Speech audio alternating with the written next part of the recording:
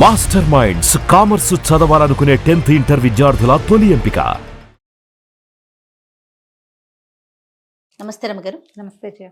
రమగారు, ఏదైనా జానపద గాథ? చందమామ కథలు బోల్డ్ ఉంటాయి కదా. అవును.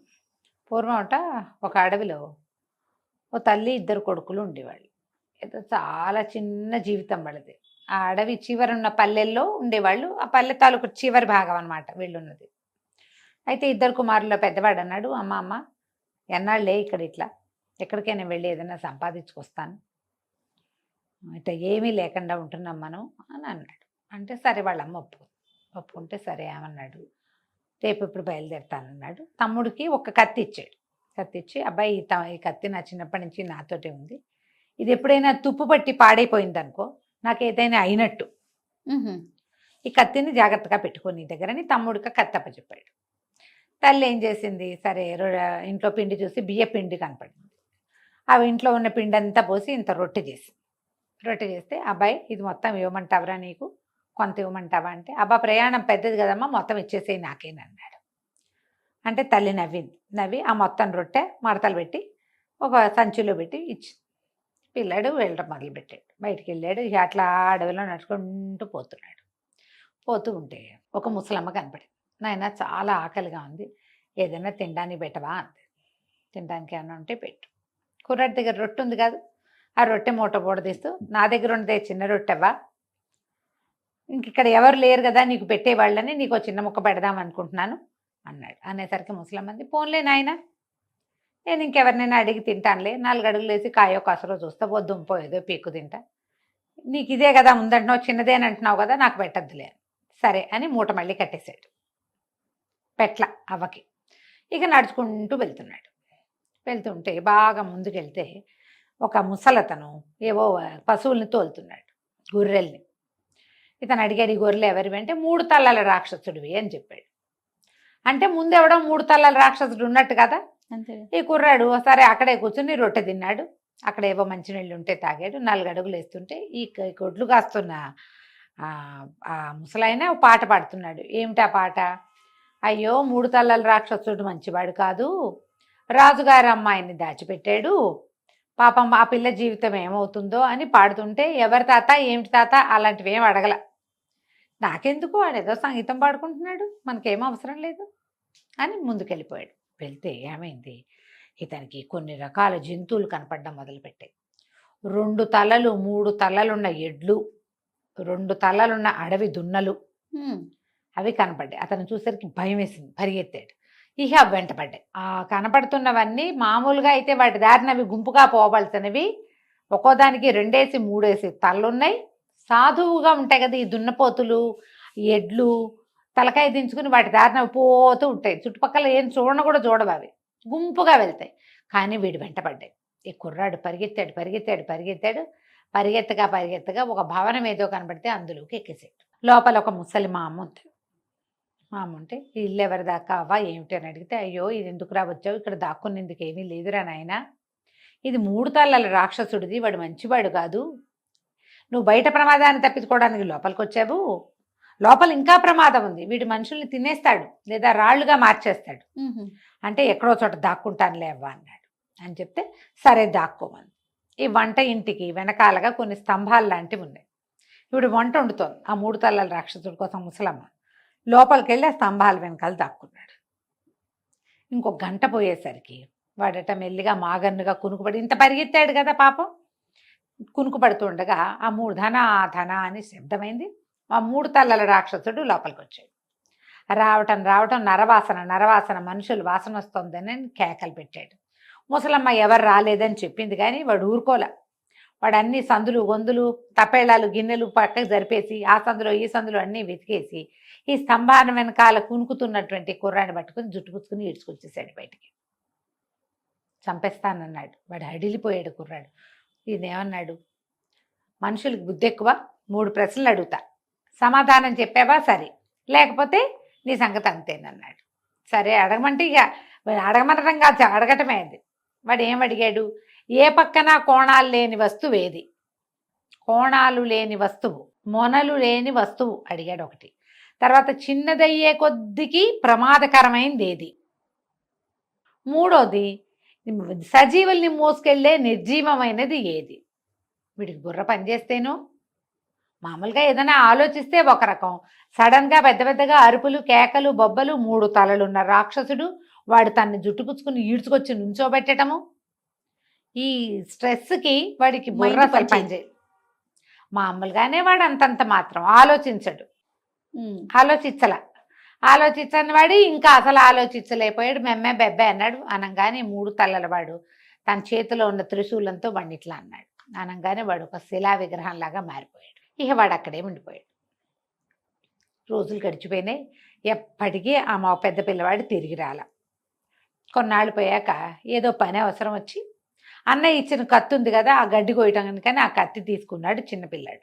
చూస్తే ఏముంది, ఆ కత్తి తుప్పెక్కిపోయింది. అప్పుడు అనిపించింది, అయ్యో అన్నయ్య చెప్పాడు, నేను మర్చిపోయాను, ఇది తుప్పెక్కిపోయింది అంటే ఏదైనా సమస్య అయిందా? కత్తులు తుప్పెక్కుతాయి సహజంగానే, మరి ఇంత ఎక్కిపోయింది తుప్పు.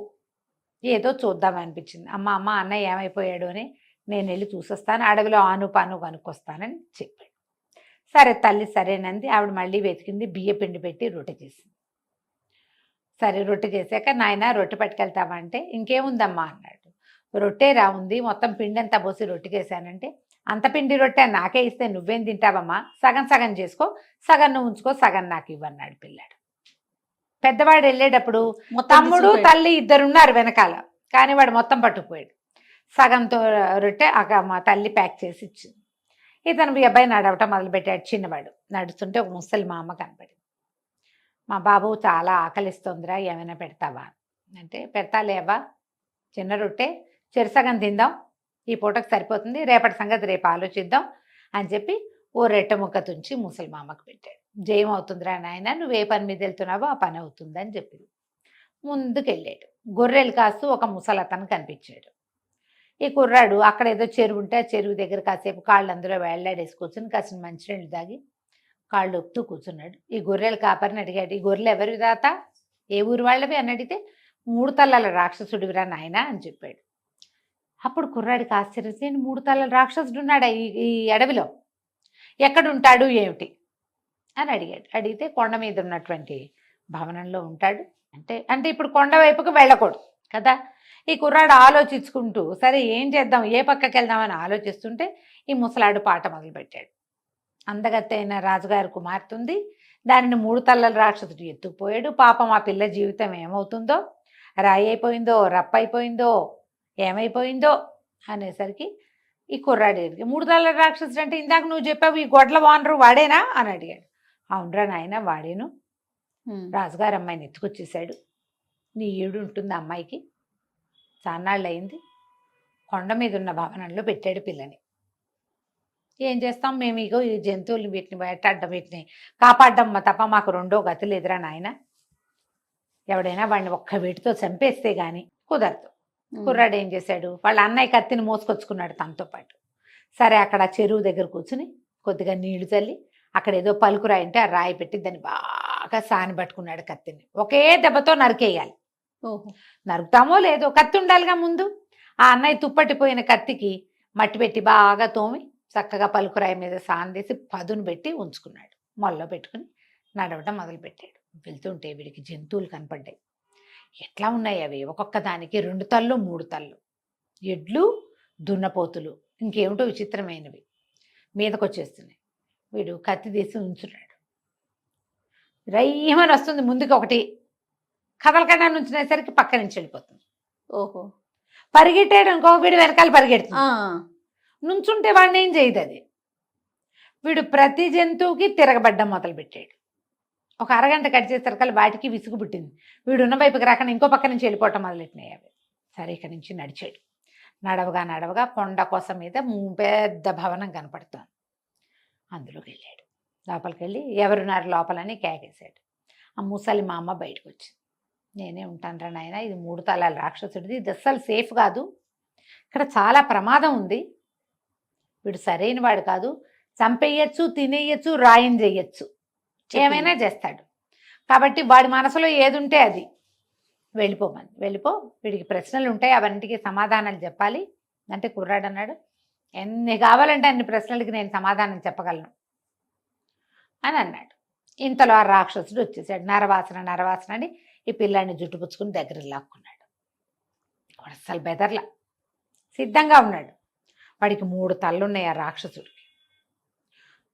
రాక్షసుడు అన్నాడు, ఏరోయ్ నీకేం భయం లేనట్టుందే, సరే 3 ప్రశ్నలు ఉన్నాయి, సమాధానం చెప్తాండి. 3 కాదు 30గానే చెప్తా, నాకు తెలుసు. మహాభారతంలో యక్ష ప్రశ్నల భాగాన్ని నేను 100 సార్లు విన్నా, మా అమ్మ చెప్తుంటే నాకు తెలుసు అన్నాడు. సరే బాగుంది. మొనలు లేని వస్తువు ఏది అని అడిగితే బంతి, దానికి మొనలు ఉండవు.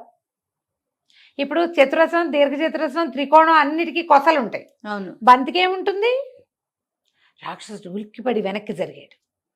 తను చంపేస్తాడనమాట, వాడికి తెలుసు. రెండో ప్రశ్న అడిగాడు. రెండో ప్రశ్న ఏమిటి? సజీవుల్ని మోసే నిర్జీవులదేమో చివరిది. ఆ చిన్నదయ్యే కొందికి ప్రమాదకరమైంది ఏది? వంతెన. వంతెనలు ఎంత సన్నవైతే అంత ప్రమాదం. చిన్న వంతెనలు ఎక్కువ ప్రమాదకారులు కదా, చటుక్కుని పడిపోతాయి. ఉలిక్కిపడ్డాడు రాక్షసుడు. ఇంకొక 4 అడుగులు వెనక్కేశాడు. మూడో ప్రశ్న అడిగాడు. సజీవుల్ని మోసుకెళ్లే నిర్జీవమైంది ఏది? మనుషుల్ని మోసే నావ. నదిలో నావ ఉంటుందే, అది మోసుకుపోతుంది. జీవం కాదు, అది బతికుండదు కదా, కానీ సజీవుల్ని అదే మోస్తుంది. ఉలిక్కిపడి బాగా వెనక్కి జరిగి అప్రతిభుడుగా అయిపోయాడు. అమ్మో వీడు ఇంత తెలివో అని. ఈ కుర్రాడు ఏం చేశాడు, ఎప్పుడైతే వాడు వెనక్కి వెళ్ళిపోతున్నాడో ఆ ముసలి దాని వైపు చూసేసరికి ముసలిది ఇట్లా ఇట్లా ఆనంగానే వీడు మొల్లో ఇంచి కత్తి తీసి, కత్తి పదును పెట్టి ఉంచుకున్నాడుగా, ఒక్కంగల ఒకే దెబ్బకి 3 తలలు కొట్టేశాడు. తలలు కొట్టేసేసరికల్లా ఇక కింద పడిపోయింది. అప్పుడు ఈ ముసలాం మంది, బోల్డంత ఉంది ఇక్కడ, నువ్వు చూడ్డానికి రాని, నేను తీసుకెళ్తాను. మొట్టమొదట ఒక ముసలమ్మకి ఇది ఇచ్చాడు కదా, రొట్టె ఇచ్చినప్పుడు ఆవిడ ఇంత పుల్ల ఇచ్చింది. ఇది మంత్రం పుల్ల, నీ దగ్గర ఉంచుకోమని. ఆ పుల్ల ఉంది వాడి దగ్గర. ఇంకో మొల్లో ఇట్లా దోపు పెట్టుకున్నాడు. ఏదైనా అడ్డం వస్తే తోలుకోవచ్చు కూడా. ఈ లోపలికి వెళ్తే ఓలెడన్ని గదులున్నాయి ఆ భవనంలో. ఎంత వజ్రాలు, వైడూర్యాలు, బంగారాలు ఎన్ని ఉన్నాయో, ఎన్ని రకాల ఆయుధాలు. చివరి గదిలో రాజకుమార్తెంది. కొంతకాలం క్రితం అతను తెచ్చి రాజకుమార్తెని ఇక్కడ బంధించాడు. రాజకుమార్తెను విడిపించాడు. తీసుకొస్తుంటే వంట ఇంట్లో తినడానికి ఏమైనా తినేసి వెళ్దుగానే ఆ ముసలమ్మ ఏం చెప్పింది, వంట ఇంటి వైపుకి తీసుకెళ్ళింది. ఆ వంటింట్లో ఓ పక్కన శిలా స్వరూపంలో ఉన్నాడు వీళ్ళన్నయ్య. సరిగ్గా తనంత ఎత్తే తన మొహం లాగానే ఉంది ఆ శిల. వీడేం చేశాడు, తట్టింది, ఇదేదో ఇదని చెప్పి కబుక్కున పాత ఒక ముసలమ్మ ఇచ్చింది కదా ఓ ఇంత పుల్ల, ఆ పుల్లతోటి ఇట్లా అన్నాడు. అనగానే పుల్లేమో విరిగిపోయింది. అన్నయ్య ఏమో లేచి వచ్చాడు రాయిలోంచి బయటికి. కావలించుకున్నాడు. ఎట్ట వచ్చావురా తమ్ముడు, ఏమిట్రా అంటే, నువ్వు వచ్చిన దారినే వచ్చాను, నువ్వు వచ్చిన చోటుకే వచ్చా, అయితే నేను అన్నీ సరిగ్గా వినొచ్చాను, అందుకని అన్నీ సజావుగా జరిగినాయి, పద ఇంటికి వెళ్ళిపోదాం అన్నాడు. ఈ రాజకుమార్తెను వెంట పెట్టుకుని మోయగలిగినన్ని ధనపు రాసుల్ని మోసుకుని తెచ్చుకున్నారు. ఇంటికి వచ్చాక ఈ వచ్చే దారిలోనే ఇది చిన్న చిన్న ఊళ్ళు కొన్ని దాటి వచ్చారు వాళ్ళు. ఊళ్ళల్లో గ్రామాధికారులకి కబురు చేసి, ఇట్లా రాజకుమార్తెని మేము తీసుకొస్తున్నాం అంటే, ఏనాడో తీసుకుపోయాడు 3 తలల రాక్షసుడు. ఆ రాజుగారు ఎవరైతే ఆ పిల్లని విడిపిస్తారో వాడికి ఇచ్చి పెళ్లి చేస్తామని చెప్పారు. అక్కడి నుంచి రాజుగారు వాళ్ళు వీళ్ళు కబురు అంది. రాజు వచ్చేసాడు ఆగమేఘాల మీద. ఈ కొండ మీద కోటలో బోల్డ్ అంత ధనం ఉందని వీళ్ళ ద్వారా తెలుసుకున్నాడు. వీళ్ళు మోసుకుని తెచ్చుకున్న వీళ్ళకి ఆ కొండ మీద ఉన్న ధనం అంతా రాజుగారిది. మొత్తం కోటంతా పడగొట్టేసి అందులో ఉన్న ముసలమ్మని తెచ్చేశారు. అక్కడ ఉన్నటువంటి వజ్రాలు, వైడూర్యాలు, నగలు, నాణ్యాలు, డబ్బు గిబ్బు, సమస్తమైన ఆయుధాలు మొత్తం రాజుగారింటికి తరలించుకుని ఈ రెండో అబ్బాయికి రాజుగారి అమ్మాయిని ఇచ్చి పెళ్లి చేశారు. పెద్ద అబ్బాయి కూడా అందులోని రాచకొల్లులోని ఓ ఉద్యోగం చేసుకున్నాడు. ఓ మంచి పిల్లనిచ్చి పెళ్లి చేశారు. చక్కగా వీళ్ళు కూడా వీళ్ళ ఊళ్ళో చక్కటి ఇల్లు కట్టుకుని వాళ్ళ అమ్మ కొడుకులు హాయిగా సంతోషంగా ఉన్నారు. కథ కంచుకి మనం ఇంటికి. రైట్. నమస్తే. నమస్తే జయ.